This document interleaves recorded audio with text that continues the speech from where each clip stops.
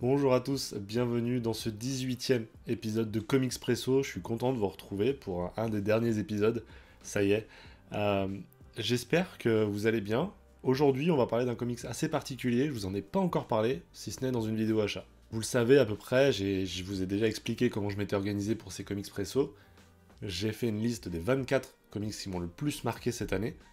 Et j'ai écrit une petite chronique que je vous tourne tous les jours. Mais j'ai aussi lu pendant ce mois. J'ai même pas mal lu.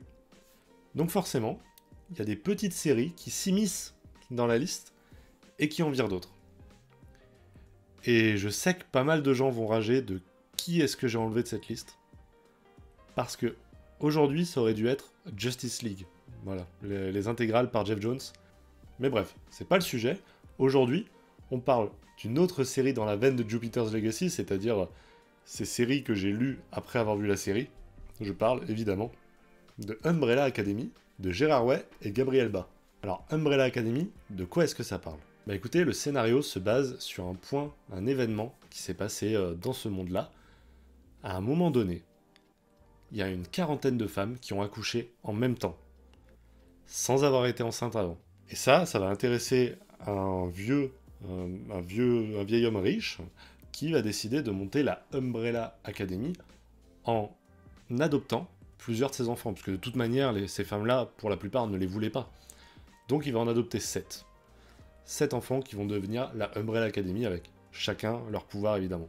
Et je peux être très très bref, parce que j'ai lu que le tome 1. Pourquoi? Parce que je comptais vous faire une vidéo lecture de chaque tome. Peut-être que je vais pas tenir, je vous mens pas. J'ai tous les tomes de Umbrella Academy, j'ai tout acheté d'un coup, et j'ai eu raison de me faire confiance. Parce qu'après ce tome 1, j'ai envie de déglinguer le reste de la série. J'ai envie de tous les lire d'un coup et de vous faire une review sur la série entière, y compris le spin-off. Enfin bref, c'est incroyable comme série Umbrella Academy. Pourquoi vous m'avez pas poussé sur Umbrella Academy? Parce qu'en réalité, dans les 24 comics qui m'ont le plus marqué, la plupart c'est vous qui me les avez recommandés. Mais Umbrella Academy, je me suis fait confiance.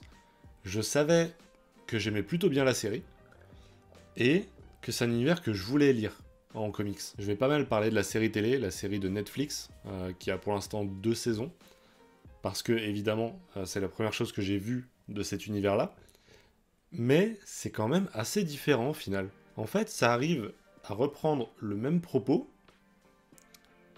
la finalité est la même, le début, la fin, c'est la même au niveau de cet épisode, mais le ton est totalement différent. Que ce soit au niveau des dessins sur lesquels je vais revenir juste après, ou que ce soit juste sur le ton employé dans certains délires.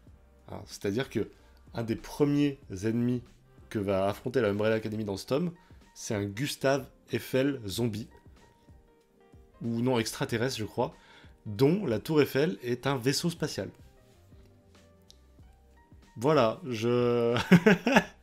Et ça, c'est le genre de délire que tu retrouveras pas dans la série pour l'instant. Et j'adore, il y a un vrai côté fantastique dès le début, qui colle trop bien à la série et qui donne un ton vraiment décalé que je recherchais de fou, quoi.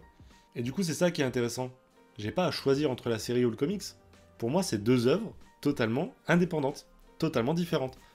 Ce qui n'est pas le cas de The Boys, ce qui n'est pas le cas de Jupiter's Legacy, où à chaque fois, selon moi, il y en a un qui est au-dessus ou en dessous. Là, vraiment, je kiffe les deux, ils ont chacun un vrai truc à apporter. La série apporte notamment les acteurs. Je pense notamment à Robert Sheehan, qui incarne Klaus, et qui est juste exceptionnel. Et du coup, ça fait que c'est un des personnages que j'aime le plus. Malheureusement, pour l'instant en tout cas dans ce tome 1, c'est probablement un de ceux qui est le moins développé. Mais je sais qu'il a sa place. Je sais qu'il a sa place dans les comics, dans le spin-off également. Donc c'est un personnage que j'ai hâte de découvrir, même si je pense qu'il sera un peu en dessous parce qu'il n'y a pas ce charisme-là. Mais c'est pas grave. Venons-en maintenant au dessin du coup de Gabriel Bá. Bah écoutez, première fois que j'achète le comics, je l'ouvre et je dis waouh, c'est quoi ça? C'est quoi ce truc? La plupart des personnages sont ultra difformes. Je pense notamment du coup à numéro 1, le gars sur la lune là.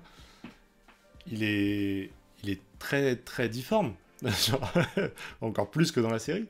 Ou même Klaus, il a un visage très très spécial. Donc ça m'a fait un peu peur. Ça m'a fait un peu peur et je me suis dit non, franchement, j'ai trop envie de le lire. Faut pas que ça me rebute, et en 5 pages c'était terminé. Parce que je m'attendais au début à retrouver le ton de la série, qui n'aurait pas collé avec ses dessins. Ça aurait été très très bizarre. Et au final, c'est un comics qui a tellement son propre ton, son propre univers, avec un délire vraiment qui va loin, et ça me plaît. Et bah finalement, avoir des dessins qui vont dans le même délire, un peu absurde, un peu abstrait, bah ça me plaît. Et ça me plaît beaucoup. Je suis assez satisfait de ces dessins. Je vais pas vous mentir qu'après les premières pages, j'étais en mode ok, donc dans mes notes, je vais noter n'aime pas les dessins. Et en fait, non. Non, non. Je mettrais pas ces dessins ailleurs. Il y a peu de comics qui pourraient se démarquer avec de tels dessins. Mais là, ça marche. Là, ça marche très très bien. Et pourtant, c'est pas un comics que je peux recommander. Parce que j'ai l'impression que ça plaira pas à beaucoup de monde. Faut rentrer dans le délire, et je pense que voilà, t'as une chance de rentrer dans le délire. Si t'y rentres, bah j'espère que tu passeras un aussi bon moment que moi, vraiment. Mais si jamais c'est pas ton truc et que tu passes à côté, je pense que l'expérience peut être très bizarre. Mais ma foi, si jamais vous êtes quelqu'un qui peut-être qui avait aimé la série déjà, ou pas, déjà, soyez curieux.